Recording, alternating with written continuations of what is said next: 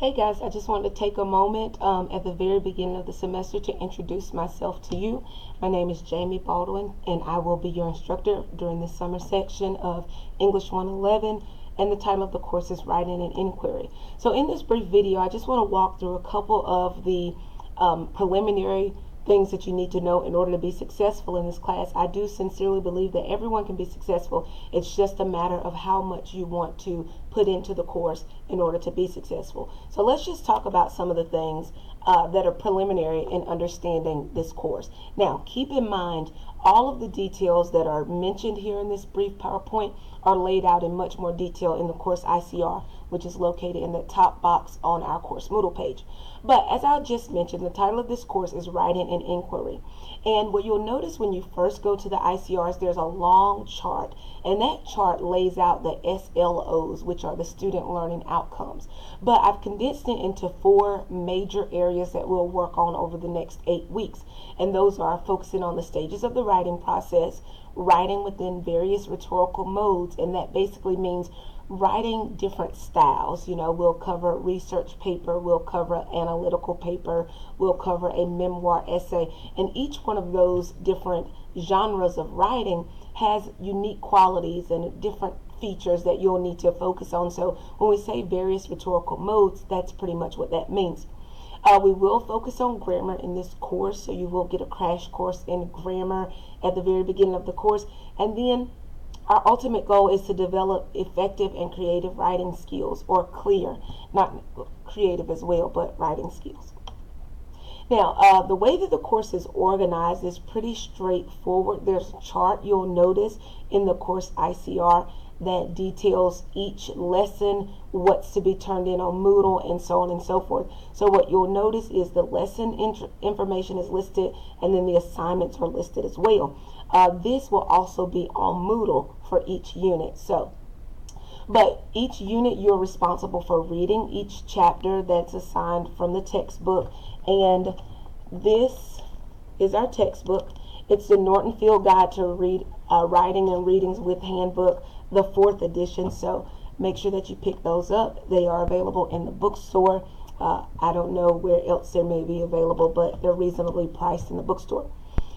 Each unit, you will also do some supplemental assignments, readings, things on PowerPoint, or going over things on PowerPoint, taking quizzes, turning in worksheets, things like that, and then also weekly discussion board posts. So those are the primary things that we'll cover in terms of assignments throughout the course of the semester. Now, in terms of being successful in this class, which is really easy to do, I really do believe, the first thing that you should not do is don't procrastinate. Assignments are going to be due generally on Sunday nights for each week, but don't wait until Sunday night at 11 o'clock to say, hey, I have English work to do. Go ahead and get things done. I'm going to make the course available because I know that folks have summer plans, so I'm going to make as much available early as I can so that you can work ahead, but don't procrastinate. Also, engage in conversation. We will have discussion board posts with each unit, so don't just post your answer to whatever question I pose, but make sure that you go back. People will comment on your post. Go back and respond. Have conversations. The discussion board should be a continuation of the classroom conversation, and since we won't ever get to see each other face to face or meet as a group face to face, then do use that time on the discussion board to get to know your classmates, to ask questions, to engage in conversation in a meaningful and thoughtful way. Also, ask questions. If you have them, email me.